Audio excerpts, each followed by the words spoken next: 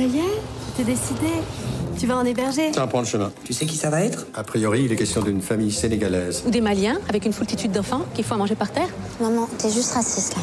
Je trouve ça formidable que tu fasses ça. Il y a eu une histoire un petit peu comme ça dans ma famille.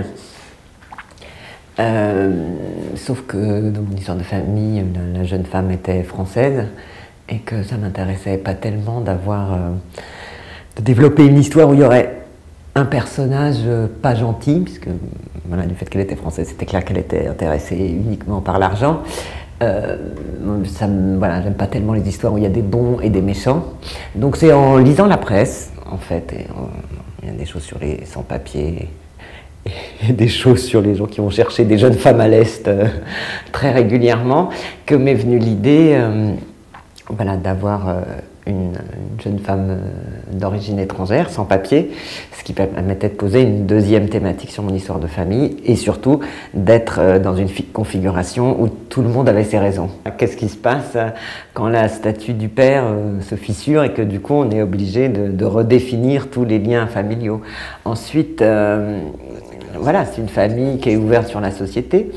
Enfin, comme la plupart des familles, enfin, on vit en société, donc est forcément perméable aux questions sociales du moment.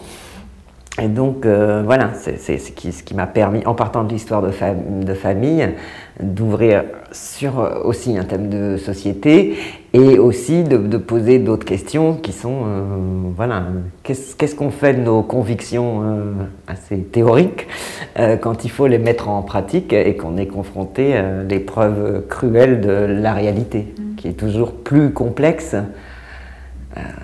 que nos visions utopiques du monde.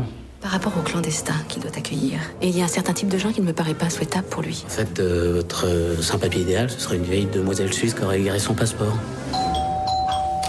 Comme c'était une histoire qui posait des questions un peu tabous et puis qui allait sur des sujets qui pouvaient être vraiment graves, voire frôler le sordide quand on arrive sur la sexualité de nos parents ou des personnes âgées. Bon, donc pour moi la meilleure façon de poser les questions qui m'intéressaient, c'était de passer par le registre de la comédie pour mettre et de la distance et de la légèreté.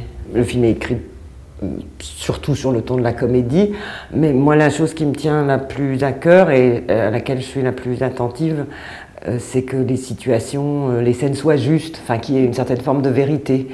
Et je pars toujours du principe que on ne sait jamais si une scène qui est censée être drôle le sera vraiment et fera rire le public.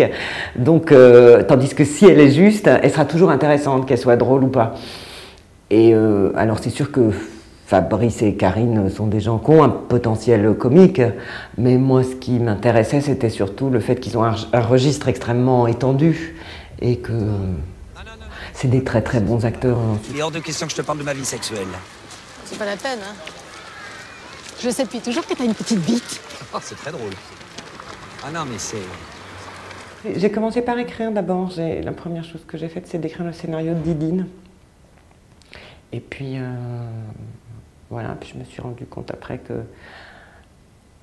que même si c'était formidablement réalisé et tout ça, ça allait m'énerver parce que ça serait pas fait exactement comme je l'imaginais. Donc, ensuite, voilà, j'ai écrit ce qui reste. Mais c'est un glissement plutôt progressif et puis enfin, assez classique. Il y a quand même beaucoup de réalisateurs qui ont été acteurs avant. Hein. Ça remonte quand même à Buster Keaton ou à Chaplin, et c'est une liste ininterrompue depuis. D'une certaine manière, j'ai eu la chance comme comédienne de travailler avec vraiment beaucoup de réalisateurs de grande qualité avec qui j'ai beaucoup aimé travailler, mais quand je travaillais avec des gens qui avaient moins d'exigences ou moins de talent, je trouvais ça beaucoup plus angoissant parce qu'on est entre les mains de quelqu'un. Je pense que quand on est acteur, ça ne peut marcher que si on accepte de se mettre dans les mains du réalisateur et pas d'essayer de faire sa petite sauce de son côté, parce que là, c'est voué à l'échec de toute façon. Et je trouvais ça beaucoup plus angoissant. Tu veux nous déshériter ?